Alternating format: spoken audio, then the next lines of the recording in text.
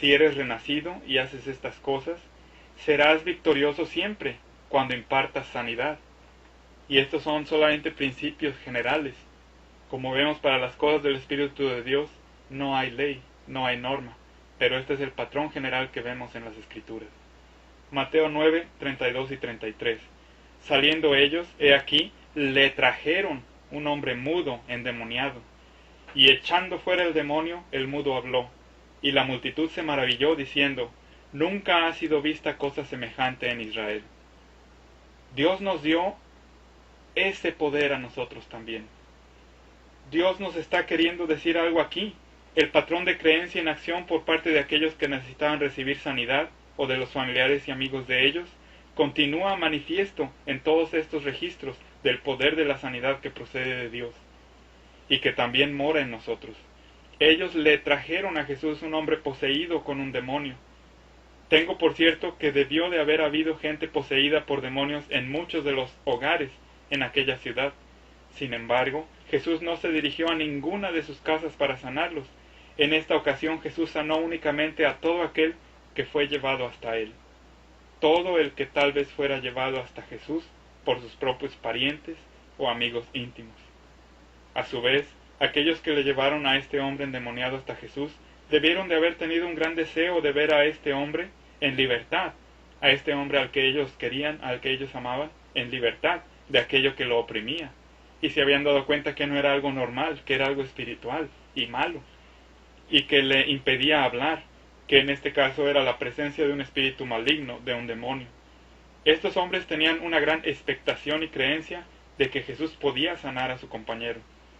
Veamos ahora uno de los pocos casos excepcionales en los que Dios nos muestra que una sanidad fue proporcionada a alguien que no acudió por su propia iniciativa, o la de sus parientes, al sanador, para pedirle su propia sanidad. Aquí Jesús mismo toma la iniciativa de sanar a una persona específica, a un ciego de nacimiento.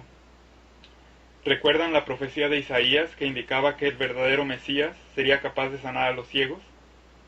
Pues aquí está otro registro de ese cumplimiento, siendo Jesús quien tomó la iniciativa, seguramente que por revelación de Dios. Algo percibió. En Juan 9, vamos a leer los versos 1, 6 y 7 y 11. Y pasando Jesús, vio a un hombre ciego desde su nacimiento. Esto dicho, Jesús escupió en tierra, e hizo lodo con la saliva, y untó el lodo sobre los ojos del ciego, y le dijo, ve, lávate en el estanque de Siloé, que significa, si lo declaras, enviado. Y fue entonces y se lavó, y volvió viendo. Respondió él y dijo, un hombre que se llama Jesús hizo lodo, y me untó los ojos, y me dijo, ve al estanque de Siloé, al estanque del enviado, y lávate. Y fui y me lavé, y recibí la vista. Aquí Jesús se encuentra con un hombre ciego, camina hasta él, y le pide al hombre ciego que tome cierta acción. Este pasaje no dice que el ciego de nacimiento creyó inicialmente para recibir su sanidad. Sin embargo, podemos ver que el ciego no protestó en contra de aquello que Jesús estaba colocando sobre sus ojos.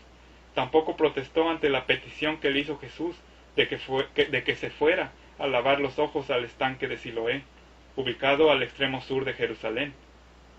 Este ciego de nacimiento aceptó todo lo que Jesucristo hizo y dijo. El ciego entonces debió de haber creído en aquello que Jesús le pidió que hiciera, y lo hizo obedientemente. Jesucristo ni siquiera fue guiando al ciego de la mano. Esa era una forma para él de ver la intensidad del deseo, y que el ciego lo iba a hacer por sí solo. Y lo hizo obedientemente, aun cuando aquel fuera un día de reposo. Lo hizo en un sábado. Llevar cualquier actividad en el día de reposo era considerado por los líderes religiosos de aquel entonces como un gran pecado. El ciego obedeció y actuó exactamente como Jesús le dijo que hiciera, sin temor a ser discriminado o rechazado por los líderes de la sinagoga porque estaba haciendo alguna actividad en sábado, sin importarle el posible ostracismo que recibiría, y que de hecho recibió al ser expulsado de la sinagoga. Qué triste acto de los religiosos que son ciegos, líderes religiosos. Juan 9, 34 y 35. Entonces el ciego regresó del estanque de Siloé viendo. Esta es una excepción al claro patrón que vemos en la mayoría de las situaciones de sanidad efectuadas por Jesucristo. Es decir, que normalmente aquellos que necesitaban su sanidad acudían a Jesús para ser sanados. ¿Cómo supo Jesús que este hombre creería y haría exactamente lo que Jesús le pidió que hiciera? Jesús debe de haber sabido de alguna forma que ese ciego de nacimiento tenía la suficiente creencia como para recibir la vista, y quizás Dios mismo le reveló esa información a Jesucristo mediante revelación. Normalmente se asume aquí la presencia de revelación de Dios, ya que no se percibe que el ciego mismo haya tomado una previa acción creyente, aunque tomó una firme acción creyente posterior a ello. Juan 9:38. El principio es que tú observas atentamente, indagas, preguntas, te cercioras lo más y mejor posible, con tus 5 sentidos, acerca de la creencia de la gente. Si no es posible enterarnos de ello por nuestros 5 sentidos naturales, entonces le preguntamos a Dios, ya que Dios jamás está demasiado lejos u ocupado como para echarnos una mano y revelarnos los detalles necesarios. Y esa es parte del trabajo de Dios. Esa es parte del negocio en el que Dios mismo está involucrado como socio y como superior nuestro. Y entonces los milagros y las sanidades se presentan. Nosotros nunca nos olvidamos de que Dios nos respalda. Dios está allí por nosotros. Pablo también fue capaz de llevar a cabo poderosas señales, como cuando le dijo a toda voz al hombre de Listra que estaba imposibilitado de sus pies, semejante al caso de la primera sanidad llevada a cabo por Pedro y Juan después del día de Pentecostés. Ese hombre en Listra era cojo de nacimiento, Hechos 14, del 7 al 10, y allí predicaban el Evangelio. Y un hombre de Listra, impotente de los pies, estaba sentado, cojo desde el vientre de su madre, y jamás había andado. Este oyó hablar a Pablo, el cual, como puso los ojos en él, y vio que tenía fe para ser sanado, Pablo vio que tenía fe para ser sanado, dijo a gran voz, levántate derecho sobre tus pies, y saltó y anduvo. 5 palabras solamente dichas por Pablo. Levántate derecho sobre tus pies. Pablo vio que este hombre tenía fe para ser sanado, es decir, Pablo muy posiblemente por revelación de Dios lo supo, o percibió por esa sensibilidad que tienen los que tienen el corazón de servicio. Lo supo, y le gritó a dicho hombre, levántate derecho sobre tus pies, en Hechos 14:10. Pablo percibió que ese hombre tenía la suficiente creencia como para ser sanado.